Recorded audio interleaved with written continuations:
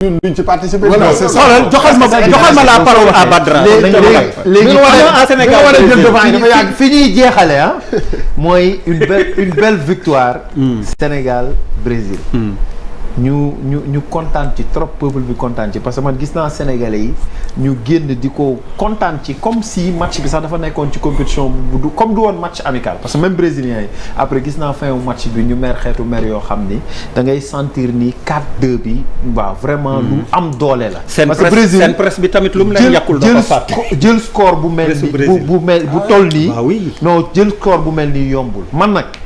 vraiment c'est la pire génération xam nga quand bu doxul dañuy taxaw ni lii doxul waaw bu doxee dañuy taxaw ni lii dox na man personnalité bi ma gis ci équipe bi première mi-temps bi mu metti ñu ñëw deuxième mi-temps boo xam ni remonté équipe bu mel nii ak niñ ko footballé vraiment macha allah. benn affaire tamit laa ci noté mooy un grand joueur comme Sadio Mané joueur bu mag lu mu nekk ci tolof moment bu nekk ci biir match bi mën na la cee génn. Karim Benzema daan na ko wane biir Real des fois mu xaw a même nekk à moitié mais day match bi day toll foo xam ne da koy rek. da koy lijjanti Sadio Mané ñun ñëpp dañ doon sentir ni vraiment nekkul au meilleur de sa forme mais vraiment wane na ni c'est un très très grand joueur. moment yi ñu ko gën a soxlaa ci le décisif te lii mooy un grand joueur wane na lii ni tamit. mondial ba peut-être bu fekkoon même ñëw na à moitié mën na am ñu amoon leneen moo tax yàlla na yàgg di am jàmm di am tan di ko tal pour cette nation là bi nga xam ni da ko soxla pour beaucoup de choses mais der fi may daanele Youssouf Sabaly booy bi denc Vinicius match su xoolal làq ko àdduna yëpp di ko waxtaanee Sabaly est l'un des joueurs les plus constants ci Sénégal bi muy ñëw ba léegi nattu mooy am rek yàlla mooy dogal parfois muy am ay blessures mais moom bu nekkee ci jàmm mais Sabaly mooy nit koo xamante ni kuñ ko dénk kooku du naani du dem fenn maanaam Vinicius fi mu toll ci àdduna ku ko mën a denc matchu lëmm Youssouf Sabaly ñu ngi lay féliciter maa ngi jaar nag par ricochet manager joueur am ak ñi ko formé Paris Clamart dans le 92 bi dama leen xam ñuy ay sénégalais yoo xam ni bi fa Rich Rijkaard di nekk yaakaar na moment booy bi xam nga Paris lañ ko formé avant moo dem Bordeaux comprendre li ba donc muy koo xam ne maa ngi ciy félicité ñi ko formé ñoom Demba jàpp ci carrière am mais équipe nationale Sénégal bi yàlla na yàlla lafal cat mais fii buñ ci continuer mën nañ am lu nekk ci CAN bi di ñëw mais yàlla na yàlla lafal ñu cat presse sénégalaise nañ ñu dimbali tamit tuuti à l'interne ci booy yi ak yooyu cohésion bi ñu jàppale ci rek mu bañ a am benn tension ci ay détails pour que vraiment fi ñu jëm Bouba Ndour nag yàlla àtte nañ ci benn affaire de keroog booy ñaxate bañ koy doogoo woo xaw ma yéen a ko fàtte ma ne ñaxate bu ñu jëlati na ku bees sànq moo fi def erreur sànq seetaan naa ko ci bëccëg comme ni nga fi jëlee woon na mais xoolal ñaxate li mu def match bi mais nag Nampalis moom non vraiment Nampalis non Namp moom xoolal Namp li mu def ci match bi macha allah. nangu naa sa parole yow Charles. waaw une belle victoire du Sénégal et devant le Brésil quand même magnifique Brésil boo xam ni ma wax. magnifique Neymar peut-être rek a fa manqué woon pratiquement. oui Neymar aurait été là peut-être qu'ils en auraient pris 6. C'est ça le sport hein, c'est pas non magnifique c'est une victoire une très très très belle victoire ñaari kii la am man quand j'ai regardé le match il y a eu un début très difficile. C'était normal et puis après je pense que après le but la rébellion est venue. C'est une équipe à laquelle ne s'attendait certainement pas le Brésil. Pourquoi? Parce que ils ont préjugé ils ont l'habitude de gagner devant les Africains. Et peut-être que le Sénégal n'avait pas peur de perdre, le Sénégal avait beaucoup plus envie de gagner. Et c'est ce qui peut, c'est des attitudes. Moi, ce que je constate, c'est que l'attitude de nos joueurs, on a encore une fois, notre équipe a véritablement changé. Et cela s'est répercuté sur toutes les autres équipes nationales de football. Nous avons ce match pour la première fois. Et ça depuis très longtemps. On a joué dans les couloirs, on a joué et on a lancé la balle dans les intervalles. Les Brésiliens ont été très très surpris par ce jeu-là, dans les intervalles et dans les couloirs. Ils s'entendaient à tout parce que nous Africains, la dernière fois que j'ai vu une équipe africaine jouer comme ça, c'était en 1994 avec 94 avec le Nigeria. ñoom amuñu que ñoo amoon cette affaire di teg bal yi dans le couloir di perte ñi dans le dos et les Brésiliens sont mauvais quand ils jouent contre ils sont très mauvais loolu tax aussi. voilà loolu moo leen pose des problèmes mais équipe bi wan na que bu téyee bal bi aussi dans des situations de transition défensif attaque ils ont fait 4 passes et ça s'est répété à plusieurs fois am na benn on a eu le penalty beneen bi moo indi le troisième but am na benn dañ ko raté donc cette équipe dans des kii la balle va beaucoup plus vite alors que elle avait tendance parfois à se jouer sur les pieds te footballeur bu aay le meilleur joueur c'est le joueur fin match bu pare on te dit que il a eu la balle si tant que 3 minutes wala 4 minutes waru ko dépasser bu ko yàggee rek mooy qu'il n'a pas eu des solutions de faire des passes par contre je pense que il y a des joueurs qui doivent hausser leur niveau de jeu et de manière considérable ça veut dire que si milieu de terrain bi constaté naa ay lu mu tudd ay yenn lenteur ay yenn demee noonu et l'adversité aujourd'hui au football par exemple quand tu vois cette action là c'est très rapide sur 3-4 passes gars yi ñu ngi sa camp et ils marquent le but donc il y a des joueurs yoo xamante ne pour moi ils doivent être plus attentifs sur l'information et la décision qu'ils prennent et on a eu des pertes de balles au milieu et kooku man war nañ ko xalaat mais lu ma gis nii moom c'est magnifique et beneen affaire fa laay jeexle mooy défaite au Brésil bi contre le Sénégal ça va créer une grande réflexion du football brésilien forcément je pense qu'aujourd'hui les Brésiliens ont pris une gifle historique et mémorable faw que ñu ñëwaat ñoom à leurs fondamentaux qu'ils ont abandonnés et ça depuis très longtemps alors yow Bouba oui bon comme ci lancé bi gars yi wax man li ma gën a peut-être intéressé mooy que la relève quoi c'est ça man moo gën a attirer sama attention parce que ak yi amatul ci football te football des fois dafay am day dem ay années yoo xam ne dafa am benn tendance je pense que joueurs yi nekk xale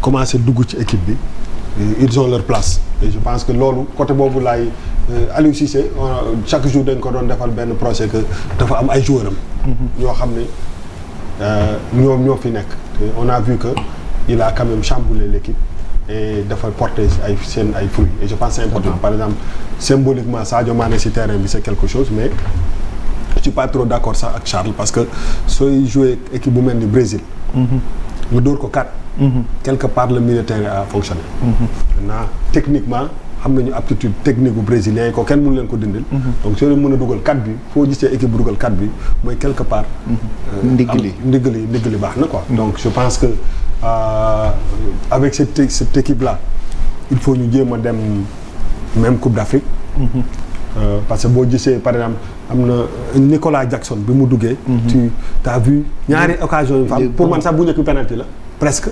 presque mënoon na bu ko brésilien amoon ñu tiiral leen ko donc donc da lay wan ni fu mu nekk nii football bi dafa am tendance boo xam ne c'est ñi gën a nekk xale ñoom ñoo koy def parce que boo bëggee bës ay ñoom Marquinhos ak affaire il faut nga am doole quoi dootul rek loolu quoi donc je pense que Aliou Cissé fi mu génn nii par rapport ak li mu doon def pour moi c'est bien c'est très bien même sur le penalty dafa gëmm mais góol bi waroon na am carton jaune comme tuuti avant dafa amoon beneen carton eh bien dafa ci gëmm sinon rouge la naroon donc vraiment je pense que am na waaw perspective yu baax bu dolli ci on a vu un bon Ismaïla Sarr non il y a un leader en leader Ismaïla Sarr je pense que vraiment am na benn liggéey bu am solo bu mu def mais vraiment nice. kuy wax ci football bi Ndiawar da nga ci bëgg wax. merci man tamit comme damay rafetlu comme Sénégalais yëpp du ma wax politique parce que Sénégalais waa bi color nañu point boobu du ma si ñëwaat alors ma ne damay jàpp ne Sénégalais yëpp kontaan nañ ci ndam li bu ñu fàtte ne 72 heures avant suñu équipe B moo leen def wala Bénin dos au mur ñu xaw ko gagné 1-0 pendant très longtemps. Bénin égalisé 1-1 mooy li boobu wax effectif am nañ ko léegi am nañu entraîneur boo xam ne am na expérience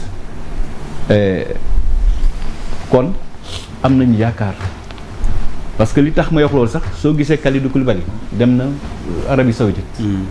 Edouard Mendy dem na Arabie Saoudite championnat yi doo fa nekk di am benn niveau de compétitivité bi. Donc il faut qu'on pense plus aux jeunes maintenant. Heureusement que la relève est là. ma bëgg wax ni Sénégal donc dafa réaliser ci période bi ndaw 4 en un an 4 Coupes d'Afrique. CAN 2022 Cameroun, championnat des nations CHAN 2023 Algérie, CAN Big Soccer Mozambique et CAN des moins de 20 ans.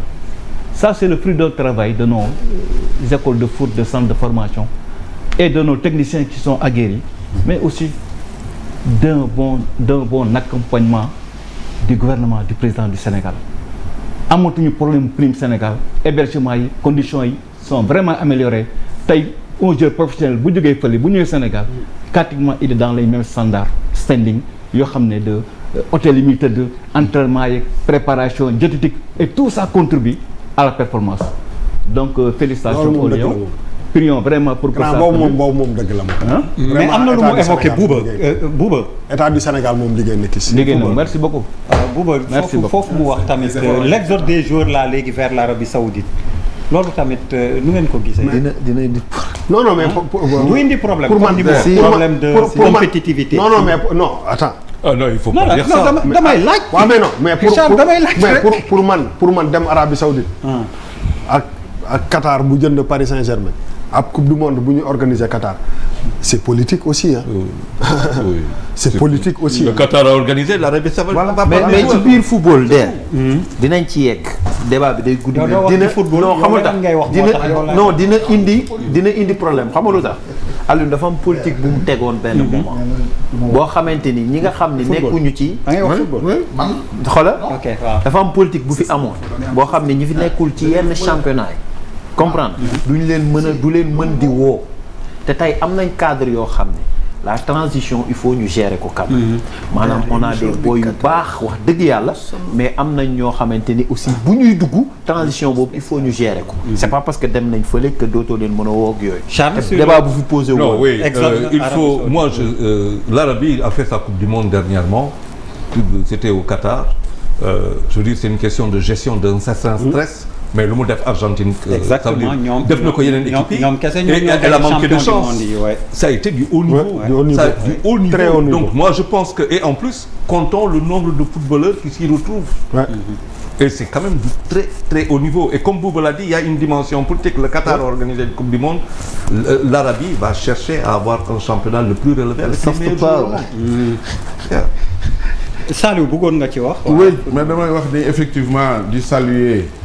Donc cette victoire de l'équipe nationale xam nga même bu dee match amical. Il faut gagner. Brésil moom kuy football ak moom. nga war a dugal ko 4 buts. dugal ko 4 buts. boo ko doon xool Sénégal dans le passé ba léegi.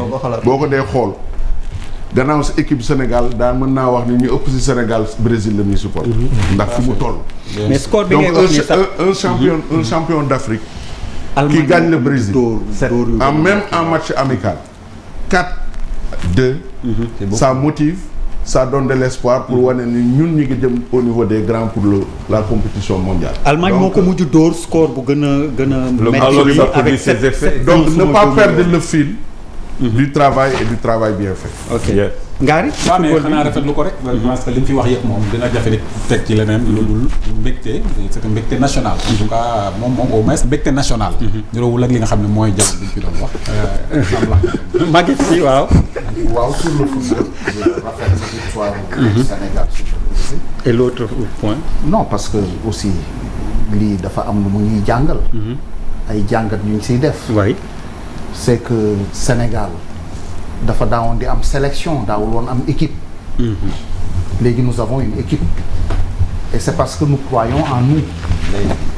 parce que bu jëkkoon dañu foogoon ni doomu Sénégal mënul yore équipe nationale indi ko ba fii. nous avons cru en nous, nous avons un sélectionneur sénégalais et nous restons dans la constance maanaam ñu nous inscrivons dans le long terme. loolu dafa baax si lépp nag moo tax Aliou Cissé est à féliciter aussi et à encourager. Ndiawar parle du gouvernement, c'est vrai que le gouvernement met les moyens mais la fédération aussi a du mérite. la Fédération sénégalaise de football a du mérite dañ ko war a wax parce que au-delà de l'équipe A toutes nos équipes depuis le bas les écoles de foot qui produisent les U17 U19 U20 23 mais loolu c'est un potentiel le football devient une culture au Sénégal lii amoon Brésil bi ñu def ko ñoom seen culture mu ngi commencer sax Sénégal L'attitude qui a changé. et je pense que ça c'est important attitude bi moo changé Voilà. et ça aussi quelque part man en tout cas en tant que PDS je pense que nous le devons au président Abdoulaye Wade qui a osé en 2000 explorer des chantiers jusqu'à présent kenn ñemewu ko woon explorer n'est-ce pas de la même façon que la fédération a opté pour le produit Sénégal le président Wade a invité les Sénégalais à croire en eux indi fi ay programme yoo xam ni ñu bëri fii dañ doon wax ni ce sont des éléphants blancs kenn du lekk ciment kenn du lekk béton kenn du lekk fer tey fu ñu nekk le président Macky Sall a pris le relais il a pris la suite c'est ça l'État moo tax famille la rek. Non, mais c'est quand même un disciple de Ouais, mais c'est la famille. Wade. xam nga lu Ça ma lay reste dans la wax famille. xam nga lu may tuddee président Ablaye Wade xalif général kulli libéral fii Sénégal ñu ngi politique de. moom kay xalif général kulli libéral delloo nañu politique. yàlla na fi yàgg te loolu nga bëggoon wax. kon boog su ma dee wax Ablaye Wade nga naan c'est la famille c'est superfétatoire jarul nga koy wax kon loolu nga bëggoon wax sànq. non loolu laa bëggoon wax mais aussi di wax ni dañu saluer man je salue l'esprit de cette émission là Merci. qui est dynamique comme le dialogue a été dynamique Exactement. n'ayons pas le complexe n'ayons pas le complexe ñun PDS kenn du ñu complexe parce que quand le PDS avec la coalition Wallu fait 450 000 voix aux législatives au local def 468 000 voix bien que c'était l'intercoalition mais quand il a porté l'étendard 460 000 voix je pense que kenn mënul contester au PDS le droit mu dem wuy ji au dialogue di wax au nom des citoyens ku am 450 000 voix à une élection locale nga xam ni moo gën a représenter ce statut